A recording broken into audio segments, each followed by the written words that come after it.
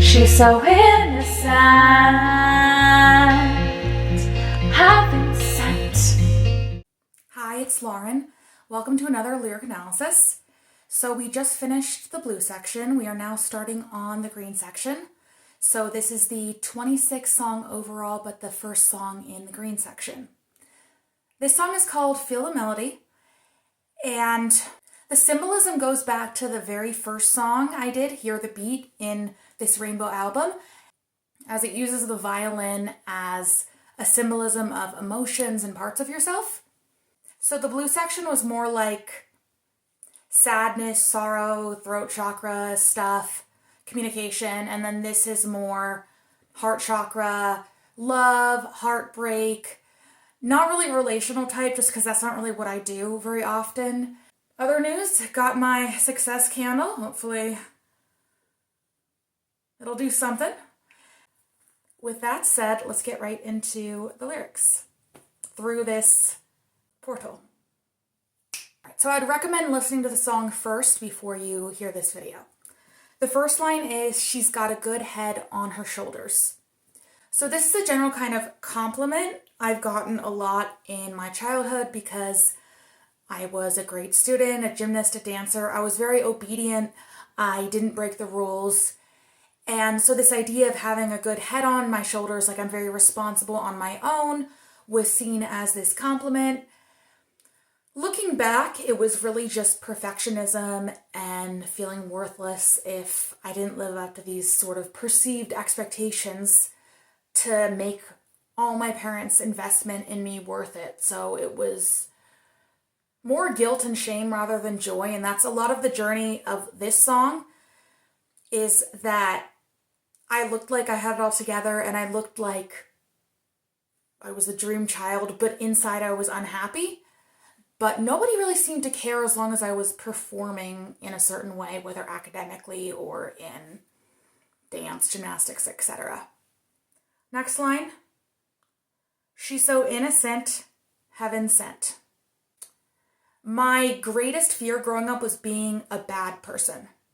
Part of that was my OCD was really severe, and I thought that if I committed any kind of moral infringement, it would like taint my soul forever and I'd die and go to hell, even though like I had gone to church sometimes. It wasn't like super into it just because I had my mom who was raised that way, but went every once in a while. My dad really against organized religion, and I was just like, I'll go there for the snacks. But I never really liked going. To be honest, I always found churches feel kind of creepy.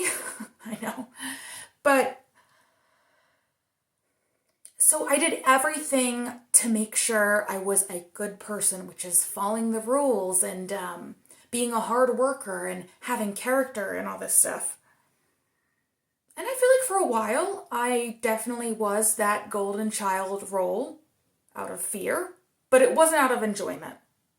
I didn't like being that role. I wanted to be my own person, but I didn't feel like I was allowed to be because I didn't feel like myself or my own person was what society or people around me wanted. This is the transition T so that I stop talking for a second. It's very cute. Has a little lid. Love it. Next line, still the first verse. She's got the grades, the looks, the intelligence. Now, I feel that when people hear that or hear me say it, they might think I'm arrogant and whatever. You can think whatever you want, but I'm just looking at where my place in society was. I had good grades. When I talk about looks, I mean there's nothing about the way I look that holds me back.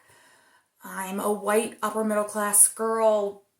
There's no kind of like disfigurements, body size is not an issue. I have nothing that you look at me and be like, there's something to discriminate me against. So that's an advantage in society, unfortunately. And we've come a long way in like body positivity and everything, but it's still something when there's some kind of easily seen physical thing that's not conventionally desirable or attractive, it is a roadblock for people. And I never had that. And I'm just being honest. I'm intelligent. I don't think that's a horrible thing to say. I have had IQ testing. It was good. I don't want to come off as arrogant. I'm just trying to paint a picture here of sort of the pressure I had upon myself. That I feel like I didn't have these external limitations that other people have. So to prove that I deserve these good things, I have to work way harder than anyone else and achieve way more because I don't have as much to overcome. Of course, the mental health came later, but that's invisible. So, tea time. She's even a favorite in her ballet class. At one point, I was a favorite in ballet. I did get a solo, and you can just tell when someone's the favorite of one of the teachers. That's why when I had to stop dancing when I had the eating disorder, the amount of disappointment in everyone around me was just so overwhelming. No one really cared how I felt, but I remember we went to a dance performance because I was at OSHA, so it was part of our grades to go to dance shows. And we saw the show and I'm like, oh, I really liked it because it was a more contemporary style. And she's like, oh, you could get into a better company than that. So she had these high hopes for me, and then I went and got sick and disappointed her. And I just still remember the tone, like, when will you be leaving us?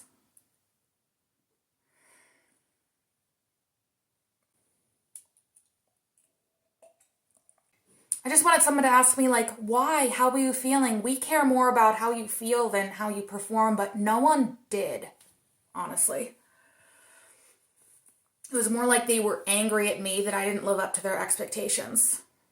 Even in the middle of an eating disorder and all of these other chronic illnesses that stemmed from mono and H1N1 that triggered a whole avalanche of this illness that to this day still haven't fully recovered to the way I was before. But it's not for me, no.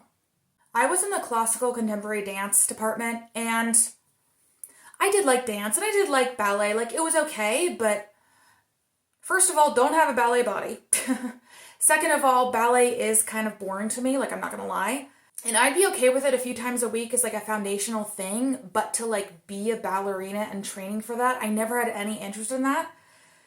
I would have rather done like commercial dance or like focus specifically on contemporary. I wanted to dance to modern songs. I mean, I love music. I don't want to dance to like a piano thing or something from the 1800s. But I was in classical contemporary dance, and it wasn't the right conservatory for me, but I was too afraid to change. And honestly, what I really wanted is, I wanted to be a singer and like an actress. I wanted to be in music and theater. That's why this thing with this girl from my school. So Katie Baker was in that new movie, that new Christmas movie with Lindsay Lohan, My Little Secret. And you know when you grow up and you sort of have this person as a symbol of like who you want to be, even if you don't really know the person, and even if the person doesn't actually have those qualities, you project onto this like certain person like who you want to be. And she was always this projection of who I wanted to be but wasn't allowed to. It was the clothes, it was the music and theater conservatory, it was the popularity, it was the friends. It was just this like happy, bubbly energy about her that I wanted to be, but couldn't for many reasons. It just brought up old feelings, I guess. But I mean, I did film acting for a little bit. Like, I am happier with what I'm doing now, the music and the YouTube and the figure skating and stuff. Film acting wasn't for me. And neither was ballet. So basically my life wasn't for me. My whole life wasn't for me. At this point in my life, I hated school, I hated dance, but I was there from like 8 a.m. to 7 at night and then homework. So I hated almost every moment of every single day. And that takes its toll. For sure. Pre-chorus. See, no one knows I'm miserable. I'm just waiting for class to end, and then it begins again. Oh, when you hate your life, that much of it, oh my gosh, it is like an endless purgatory. The only thing I lived for in that period of my life was for the class to be over. And the only thing that got me through was like the half hour at the end of the day that I could watch something that I wanted. That's all I had energy for.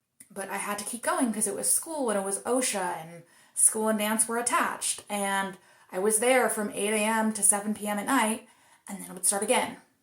And it was just torture. And that really wears on you. And I mean, so much of life is repetitive.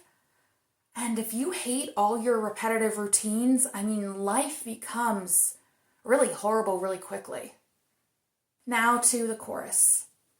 My barriers fall and the illness takes advantage. Yeah, so when you are worn down by stress or a certain thing in your life that you don't like, your defenses are going to be down. So your walls are going to be down, you're going to be weakened, and illnesses and stressors will affect you more. I can't separate emotional problems from the physical damage.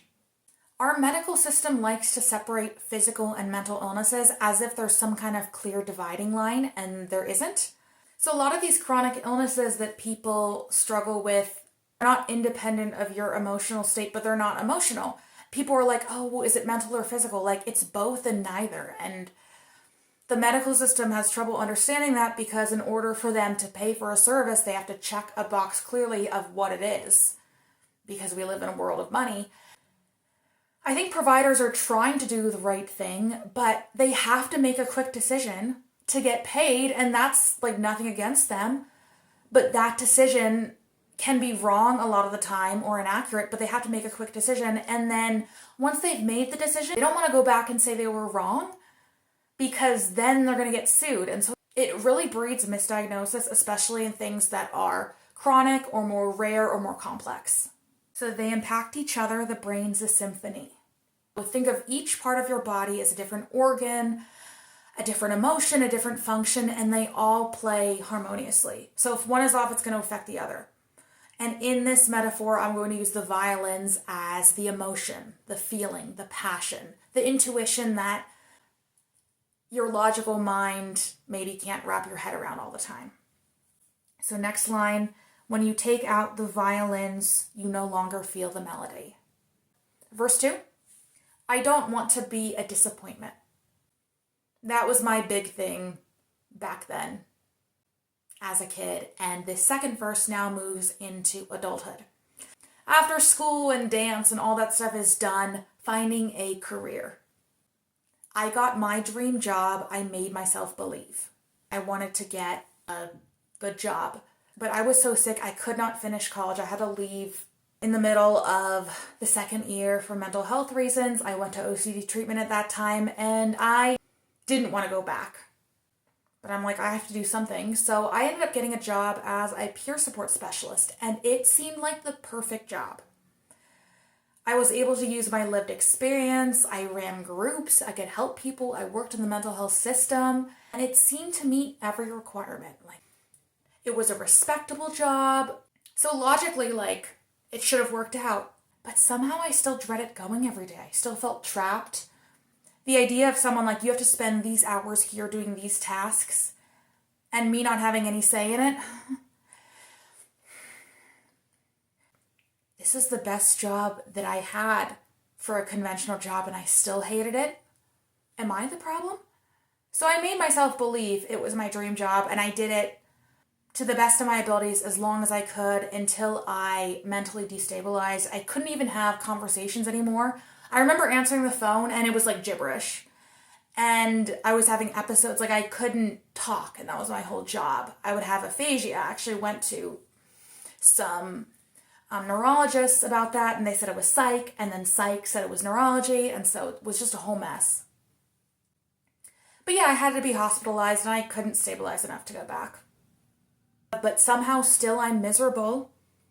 I'm just waiting for work to end, and then it begins again. To this day, I'm still not sure why I didn't like it so much. I don't know how much of it was I just wasn't feeling well and couldn't like anything, and how much was my soul and my intuition was like, there's a better path for you. But with all of my knowledge, logically, it should have been perfect, but it wasn't. And that's how I felt about film acting. I did it for a couple years. There's a thing on my channel. It's this 5150 thing I did in community college. I wrote it and I started it. It's a community college film, but I did this for a few years and I wanted to do film. And it was the same thing. Like, I've loved movies growing up. I thought acting would be like watching a movie, but a more immersive experience, but it was the opposite, because in film acting, there's a bunch of cameras around, you're doing the same line or lines over and over again, then you're doing it from a different angle, and then there's lights, and it's all out of order, and it actually feels much, much less real than watching a movie. You know, I don't know what else I'll like, so I should keep doing this, but just something in my intuition and soul was like, I'm not happy, but I should be happy, but I don't know why. But somehow still I'm miserable. I'm just waiting for work to end, and then it begins again. So those are all the lyrics, except for then the chorus repeats one more time. And just for fun, I'm just going to sing it a cappella. You can hear the full version, but I'll just do it right now. My barriers fall, and the illness takes advantage. I can't separate emotional problems from the physical damage. They impact each other. The brain's a symphony. When you take out the violins, you no longer feel the melody. So yeah, just the same lyrics. This is my success candle. Hopefully this does something. So, today is also the 12/12 portal. So, for an earth sign, as I'm a Capricorn, it's supposed to be releasing a lot of really heavy karmic burdens. I'm hoping to release this karmic cycle that I guess is generational of living a life over and over again in this cyclical pattern that you despise, but telling yourself you like it, but you're lying to yourself. This incongruity. I really want to be congruent with the things I say and feel and think and do. And if those things aren't congruent, I have to be honest with myself and try to figure out what's happening and not live with these internal conflicts, because it's just not a fun, authentic, or powerful way to live. Thanks so much for watching. I'm hoping that the audio lighting is a little bit better, and I'm hoping that this success candle will do something, because it's pretty cool looking. I've got a lot of wax, like you see on that side, so, and I got a lot of like black soot out, which is supposed to be negative energy. I also have it on this really cool selenite plate. Legit got it at the Christmas fair at Knott's. And so it has the moon cycles, which is obviously very me. And then it has the star with like the 5 elements, which is actually the human body. So like head, arms, legs. So happy holidays. Thanks so much for watching. Bye. When you take out the violins, you no longer feel the melody. I'm like, where's the camera? Is it over here? I'll just turn it off.